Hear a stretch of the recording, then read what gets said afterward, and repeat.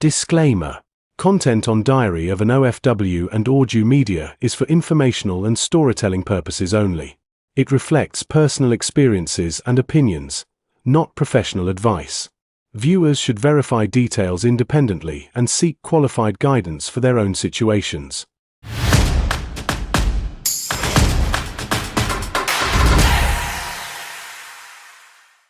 Hello guys, welcome back again. Dito na naman ang Diary of an OFW. Siyempre kasama ko si Juma. Hi. Katilis. Hi. Parang Jay. At nandito kami sa night market dito sa Jilava, Czech Republic. Ano meron dito? Bazaar, Christmas booth, may Ferris wheel. May Ferris wheel ka? Stage. Parang ang liit naman ng Ferris wheel, may Christmas tree. Parang night market kung sa Pilipinas. Ipapakita namin sa inyo yung mga typical food. I-discuss natin dito yung Czech Christmas spirit. Yun. So yun, ano, Brad Juma, ano sasabi mo? Ang goal kasi is really to share kung anong meron dito sa Jilava sa Christmas market. Kasi marami yung concert, gaya na sabi mo, may concert, may Ferris wheel, di ba? At hindi lang yan, titikman natin yung mga pagkain. Di ba? Inumin. Yung mga napi-feature sa Christmas market. Parang nangyari ito nung nakaraan. Nag-Christmas na ba tayo? On Diary, hindi pa. Hindi pa. May first Hindi year pa. pa lang natin. Ano ba? Saan Months tayo? pa lang ba tayo? Months, Deja vu na ba sa'yo? oh, parang deja vu na sa akin. Siguro nag-success na tayo sa Parang deja vu na sa akin na di tayo sa Christmas. Ano eh. So, yan ba. May papakita natin yung, yung differences ng Pinoy Christmas at Czech Christmas. Yes. Sa food, sa drinks, sa way nung pag-celebrate nila. Yan. Yun, Ito, at ikaw, baka- sabi ka ba? Wala naman ako sasabihin. Puro wala. Tayo lang nandito, tayo lang nandito. Titikman ko lang yung bangs ko. Nakakulot. Titikman lang natin yung hot wine nila ngayon na sinasabi nila. Ay, Malay mo. langosh. Malam mo yun, Actually, nakakilala pa sa atin Yung dito. langosh parang ano yun, parang... Langosh? Hindi siya Hot Czech eh. wine. Hungarian din siya eh. Kasi Okay, hot, tara na. hot Ipakita kasi natin yung sa wine. kanila. Tara, Let's ipakita go. natin. Let's go. Hindi na tayo wala. Tara na guys. Siyempre may iba't ibang lahi din dito. May Asian, European, American. Sa nakikita ko medyo konti pa lang yung tao kasi hindi pa masyadong peak ng Christmas. I think right now is December 13 guys. Actually may McDonald's din dito siyempre. Medyo malamig guys eh. Habang malapit tayo sa Christmas Bazaar, ayan. Yun. Ayun, meron na silang yung Svarak. Yan yung hot wine. Pero marami pang version yan. Doon tayo banda sa kabila. Tara. Ito ang langosh na sinasabi ni ate. Onion. Ayan, may ano dito, tradalnik. Sundan natin yung dalawa. Ay. Sa papunta to. Ayun yung tour guide natin, no? May nakita tayong Pinoy dito. Ate, pwede pong ma-interview. Samahan nyo kami, guys. Ba't ang hina ng boses mo? Ate, ba't ang hina ng boses mo? Ay, wala akong mic. Ito lang. Ay, wala Kakabigay akong mic. lang. Tara na. Halika dito. Tara na, Si guys. Ferris wheel, ang ganda oh. Pero Oh, ang walang liit ilaw lang yung niya. star. Nagtitipid sila sa kuryente. Kasi kuryente control. Hindi blood control. Kasi hindi nagpa-blood, kuryente control. So, ayan yung nila. First wheel daw, first wheel. Ferris wheel. Umpisa yan ng first week ng December. Tatayo na sila ng mga ganyan dito. Anong ano? Ng mga ganito, Christmas bazaar, Christmas market, Christmas tree, ayan. Marami dito mga booth din na parang mga mini store. So, tignan natin kung anong mga meron doon. Tara, ikot tayo.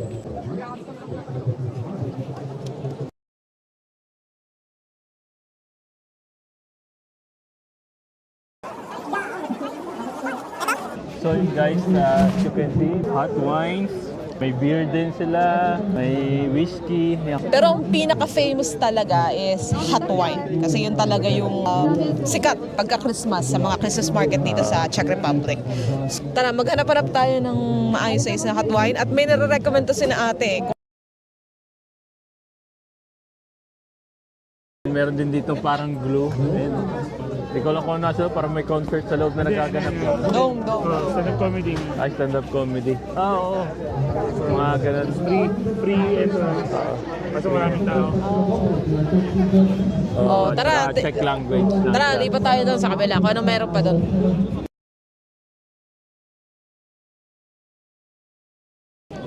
Ay, mga hot. Ayan.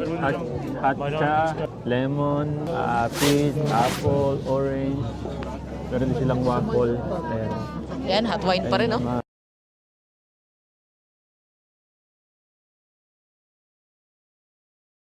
Napapatingin sila sa atin kasi nagba-vlog tayo. Uy, Philippines, Philippines. Hindi tayo yung tinutukoy. Ay, sa wala. Philippines. Mga Pinoy. Yung iba nakatingin na amazed. Uy, may ibang lahi. Nagbi-video, nagba-vlog sila. So, Pero- dito pala, kapag nasa night market ka, usually standing ovation. So, meron lang silang parang pivot table. At doon lang nila ilalagay yung pagkain, tapos kain lang sila. Walang seats, di ba? Kadalasan walang upuan. Yun na, bibili lang sila sa booth, lagyan nila yung pagkain na sa table na available, and pwede rin naman na standing ovation, yan. Tayo ka lang dyan, tapos nood-nood ka lang ng lightnings. Medyo maraming tao, kasi weekends, di ba? Mag-ikot tayo guys para malaman natin kung anong laman ang mga tinda nila ngayon sa para makita natin anong negosyo ang binibuild nila dito. At ito nga palang ice skating, magre-rent ka dyan may booth sila doon para mag-rent ka ng sapatos, may sizes sila dyan. And then itong Christmas Bazaar is nagsisimula November, I think. First week ng December. First week ng December. Yun, kita niyo yung mga bata nag-enjoy sila. Meron din silang fire pit.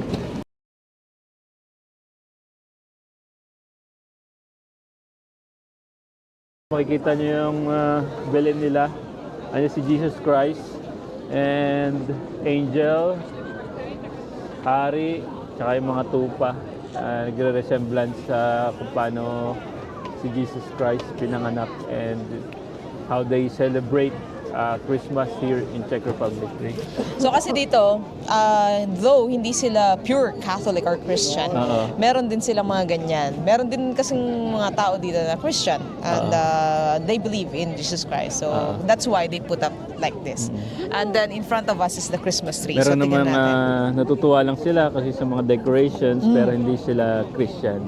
And we respect that and we are here to just show you how they celebrate tuwing malapit na yung Christmas. Okay.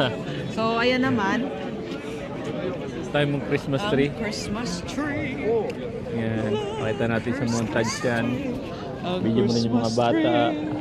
At dito meron parang Ferris wheel na style. Ayan. Sorry. Ayan. Galing ako, pinapaikot siya Manual ng siya, manual. no? Dito ka lang makakita na Ferris wheel na Operator manual. sila dun. Ay, it's not Ferris wheel. Ano nga yun? Yung may kabayo? Ano nga yun? Tawag doon? Carousel. Carousel. Pero carousel siya, pero Mechanical manual. style small. Yeah, at upuan siya. Okay, so tara, ikot tayo banda doon sa unahan. Nasaan sila ate? Ay, ayun. ng mga bata. Okay. Ano lang, more on self tayo. Iharap mo. Ayan. Alam ko meron din ditong ice throne. Wala Ice na, throne. natunaw na. Meron. Natunaw na. Andun, sa banda dun eh. Alam ko yung lagid nandun. Oh. Pwede ka mag-picture. Yeah. So yan, meron ding mga ito. Ayan, meron din sila You mga can see, ganyan. Meron din sila mga Kumbaga damit, hindi panlamig. lang pagkain, meron ding mga outfit, meron ding mga medyas. Meron din sila mga Christmas. medyas. For shoes, Christmas season. tuwing winter. Hindi, mga pambata guys, oh. Ganda. Ang cute nila. Oh, And again, they have okay na po ito, eh. hot drinks. Hot drinks. Okay. So, So, guys. nasaan sila? Tara, dito tayo. Meron dyan. So pag may napapansin kayong pila guys, it's because pinahalagahan nilang pila dito. So guys, hindi ka pumili. Ito para sa mga Meron din mga metal souvenirs. souvenirs yan. Puro local made. So lahat ng mga gawa dito sa Ilawa, yan. And then meron din sila dito parang what you call that? Ito pala yung sausage na grilled. Masarap din. Ayan. Ito yung parang lechon na version nila. Mamaya, try natin yan. Tara. Hey, sorry to interrupt. If you are an OFW or you are a Filipino, this is for you. We sit down with real people, real stories, real lessons, real life. And if you wanted to continue to watch meaningful interviews and lessons from lived experiences, subscribe now to our platform and be part of this conversation. So usually dito ginaganap yung fireworks. Fireworks. Dito, tsaka yun, may concert sila ngayon. May concert sila ngayon dyan sa stage. Meron silang concert ngayon. Concerts usually every week, no? Hindi lang every week, minsan weekdays meron. Okay. So nagre-release sila ng nagre-release sila ng Pamphlets, parang pamphlets. schedule. Doon yung schedule ng mga events sa concert, free concert dito. Tapos sabay nandun din sa pamphlet yung mga iba-ibang events na hindi lang nandito sa square. Hindi lang sa Rame State. Meron din sa ibang lugar na within Ilava. So pwede ka nang pumunta ng walang bayad. Libre. Tsaka old school sila dito kasi nga yung mga posters nila pang kalimitan. Sinauna, yung literal na ginuglo sa mga billboard. Yun. Ganun yung mga postings nila dito. Parang nakakagutom na. Ganun ka na? Naamoy ko yung mga pagkain eh. O Sarap. sige, pumunta na tayo dun sa may hot wine and langosh. Kainan version. Kainan version. Mukbang na naman ba to? Tara. Saan nyo recommend mo, te? Pero Saan banda? doon banda sa may katabi ng stage. Kasi Lagi hindi ko ba? alam kung paano tayo dadaan dyan. Tingnan natin. Actually, Yung sinabi mo na nasa baba na Ay, there. That's ni Jorge. sige, tara doon. hey there. There pala. There pala. There. There oh.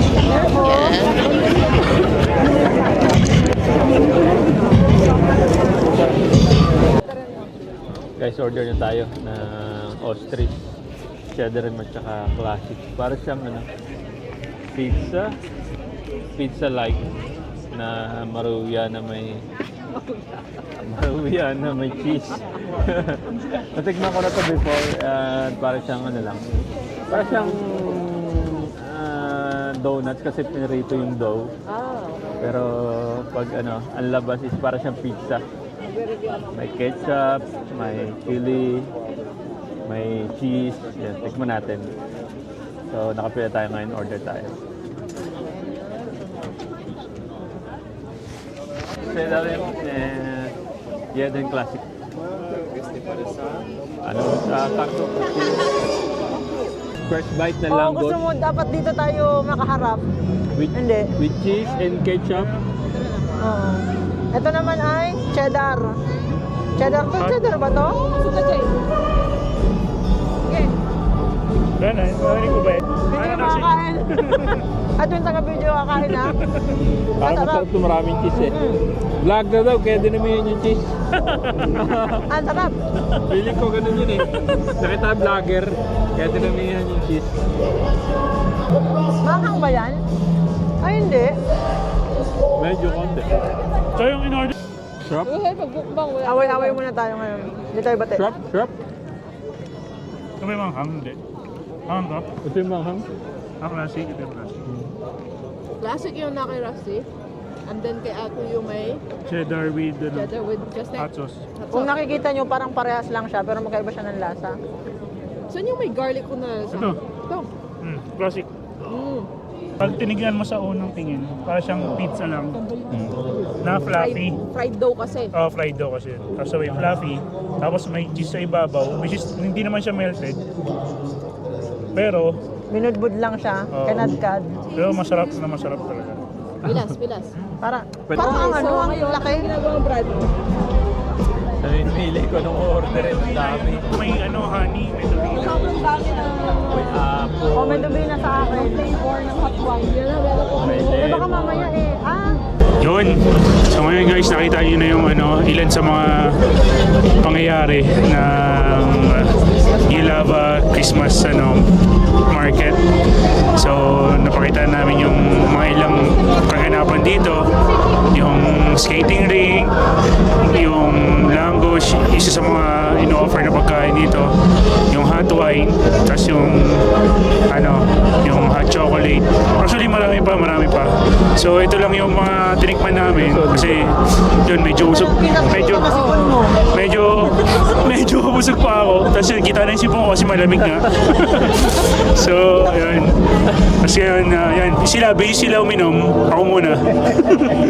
So ayun, pag-usapan naman natin yung yung difference nung celebration sa Pilipinas. Dito yan, yung mga event kasi parang every city. Yan, sama na sila, tapos sila uminom. Every city dito parang sa city square nila or city center nagbi-build talaga sila ng ganito nung square para nga maging mabuhay yung Christmas spirit nung Christmas celebration nila. So yun yung pinaka-obvious na difference. Sana sa atin sa Pilipinas magkaroon din ng ganun, although sa ibang city feeling ko may ganun na sa ibang city sa Pilipinas, pero dito kasi parang every kahit maliit na town or village lang meron talagang ganito sa city center nila, meron talagang gantong celebration. So parang effort para sa mga taong naninirahan dun sa subdivision. Para magsama-sama. Yun. Tapos sila naman yung mag-discuss ng iba. Ano ba yung feeling mo na nakita mong different? Yung difference na-observe ko lang, yung difference ng Pasko dito, ay yung mga ganitong Christmas market sa Pilipinas tsaka dito. Dito kasi, parang yung community nila, may celebration ng ganito, parang nag-ano sila, communication ba, para magkita-kita dito sa square. Sa atin kasi parang wala nang space. Meron space pa ba sa atin? Para sa... Parang mga park na lang sa Pinas eh. Kasi itong maganda kasi bawat town may square talaga silang sinasabi na magtitipon-tipon yung mga tao, parang dedicated para sa mga tao. Hindi lang kasi ngayon social media na lahat tayo eh. Postings, ganyan. Keyboard warriors. Keyboard warriors. Right ka naman, hindi na uso kasi sa atin dito yung ganyan na ang pasan. Ang daming parang dito kasi sa city na to, parang yung mga tao magkakakilala na. Parang gano'n yung nila. Ayun, yun lang. Yung sa atin kasi kanya-kanyang celebration kasi tayo sa Christmas eh. Sa pamilya, sa Christmas party, ganyan-ganyan. Ayun lang. Jumanji to. Dito, isa lang yung napapansin ko, simple lang silang mag-celebrate ng Christmas. Kadalasan sa square talaga sa Namisti nangyayari yung mga event. Usually ganyan every week or every day meron silang mga special events pag Christmas. Tapos ibang-iba talaga sa Pinas. Kasi sa Pinas, nagagather usually mga pamilya, di ba? In 24th. Sila meron din ganun, pero hindi ganun kabongga compared sa Pinas. Tapos well-organized yung lugar nila. Iisang lugar lang yung mga same places every year. Ginagather yung mga event. Tapos, ayun, may mga nag-iikot na mga pulis. So, for safety reasons, ngayon, nakikita ko maganda yung designs nila sa mga Christmas lights, decoration ng Christmas. Maganda. Tapos, yun, simple lang talaga sila. Meron sila yung, yung tradition na karpa and apple. So, yung kasing karpa, parang traditional dish nila yan for Christmas. And then yung apple, meron silang kasabihan doon na pag hiniwa mo, and then star, yung lumabas sa buto, lucky ka for the next year. So, ganun yung mga tradition nila dito. Paniniwala. Paniniwala nila. Sa atin kasi wala, puro pagkain. Basta may lechon. ang apple lang na importante sa lechon. Ayun, ikaw si Rusty. Ang dami na nasabi. Lasing na. Para sa akin very organized sila. Nasa order yung kanilang pagkilos. May halos lahat. Uminom ng red wine, pero okay pa rin. Walang masyadong lasing. Masaya bawat isa. Walang gulo kahit maraming tao. And very friendly sila. As we walk around here. Karamihan yan, in the wala nang center. wala akong nakikita maramihan naman nagsa-cellphone. Bira, lahat nag-uusap, masaya, share ng moment. Enjoy lang. Dito pala kung napapansin nyo, kanina ko napapansin nyo, medyo conscious yung tao na nagbe-video kami. Kasi hindi talaga sila sanay na may nagko-content. In fact, yung iba ayaw nila na nakikita yung mukha nila. So mamaya i-blur natin yung mga mukhang yan. Para hindi sila makita. Sensitive sila sa ganyan eh. Iwasan nyo, pag nag-video kayo, iwasan nyo yung mga kids. Tapos, Kung gusto nyo kuhanan, make sure na manghihingi kayo ng permiso. So in our case, hindi kami makahingi ng permiso kasi hindi namin alam kung sino yung magulang nun. So ang gagawin na lang natin is i-blur na lang natin yung mga faces para hindi makita. No? Kaya ba, editor? Ang hirap nun. I-blur? Ang hirap. Kaya yan, kapit lang. Yung mga obvious lang na. Kahit hindi naman siguro na okay na yan. Mabilis lang naman yung yung kuha eh. Hindi naman natin Hindi pinapakita yung mga bata. Kumbaga yung lugar talaga. So yun guys, dito na nagtatapos ang ating vlog for tonight. So yun guys, nakita natin kung paano sila mag-celebrate ng pre-Christmas dito sa night market. Nakita natin yung Christmas tree, yung mga tao, mga nagagala, may concert, and may mga hot drinks like hot wine, and syempre may hot chocolate, lahat andito. May sausage, may ano yung kinain natin kanina? Yung pizza? Angus. So yun. Langush, and then nakita natin yung pagkakaiba na si-celebrate nila ng pre-Christmas every night. Kumbaga sa atin ay parang simbang gabi after simbang gabi. Bazaar, night pinaka-close sa market bazaar. kung sa Pilipinas, no? So yun guys, dito na nagtatapos ang ating episode for tonight by The Diary of an OFW, kung saan ito ang kwento nyo.